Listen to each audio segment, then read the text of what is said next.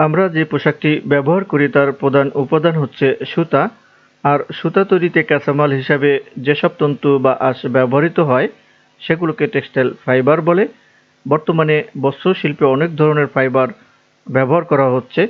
এদের মধ্যে কিছু ফাইবার প্রকৃতিগতভাবে পাওয়া যায় এবং কাপড় আবিষ্কারের প্রথম থেকেই সেগুলো ব্যবহার হয়ে আসছে। প্রাকৃতিক ফাইবারগুলোর মধ্যে সর্বাধিক ব্যবহৃত ফাইবার হচ্ছে কটন বা তুলা। এটিকে প্রাকৃতিক সেলুলোজ ফাইবারও বলা হয়। সুতার ইতিহাস বলতে সুতা ঠিক কত বছর আগে আবিষ্কার তা সঠিকভাবে কেউ বলতে পারেনি। তবে মেক্সিকোর বিভিন্ন গুহাগুলো সন্ধানকারী বিজ্ঞানীরা সুতার বোল এবং সুতার কাপড়ের টুকরা খুঁজে পেয়েছিলেন, যা পরীক্ষা করে প্রমাণিত হয়েছে যে সেগুলো কমপক্ষে ৭,০০০ বছর পুরনো। খ্রিস্টপূর্ব ৩,০০০ বছর পূর্বে পাকিস্তানের সিন্ধু নদী উপত্যকায় তুলার চাষ করা হয় এবং তা থেকে প্রাপ্ত সুতা ব্যবহার করে কাপড় বোনা হতো। প্রায় একই সময় মিশরের নীল উপত্যকার আদিবাসীরা সুতার পোশাক তৈরি শুরু করে। আরব ব্যবসায়ীরা সুতার কাপড় ইউরোপে নিয়ে গিয়েছিল।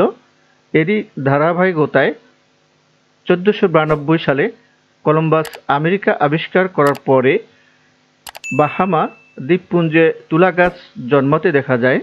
১৫০০ সালের মধ্যে সুতা বিশ্বজুড়ে পরিচিত ছিল। ধারণা করা হয় ১৫৫৬ সালে ফ্লোরিডায় এবং ভার্জিনিয়ায় ১৬০৭ সালে তুলার বীজ রোপণ করা হয়েছিল। কলোনিস্টরা ১৬১৬ সালের মধ্যে ভার্জিনিয়ার জেমস নদীর তীরে তুলা চাষ শুরু করেছিলেন।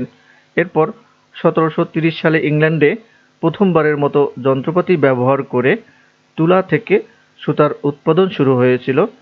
ইংল্যান্ডে শিল্প বিপ্লব এবং মার্কিন যুক্তরাষ্ট্রে তুলার জিন আবিষ্কারের ফলেই আজ বিশ্ব বাজারে তুলার এত চাহিদা। এক কথায় বলতে গেলে ফাইবার হতে সুতা উৎপাদনের প্রক্রিয়াকে স্পিনিং প্রসেস বলা হয়। স্পিনিং প্রসেস ও ইয়ার্ন ম্যানুফ্যাকচারিং বলতে সুতা তৈরির প্রক্রিয়াকেই বোঝানো হয়। শাব্দিক অর্থ ভিন্ন হলেও দুটি প্রায় কাছাকাছি প্রক্রিয়া। টেক্সটাইলের ভাষায় যে প্রক্রিয়ার মাধ্যমে টেক্সটাইল ফাইবার দ্বারা প্রক্রিয়াজাতকরণ প্রতিষ্ঠানে বিভিন্ন প্রক্রিয়া দ্বারা টেক্সটাইল ফাইবার বা আঁশ বা তন্তু সমূহকে পেঁচানোর মাধ্যমে প্রান্তবিহীন ন্যূনতম শক্তিসম্পন্ন সুতা প্রস্তুত করা হয় তাকে স্পিনিং বা ইয়ার্ন ম্যানুফ্যাকচারিং বলে।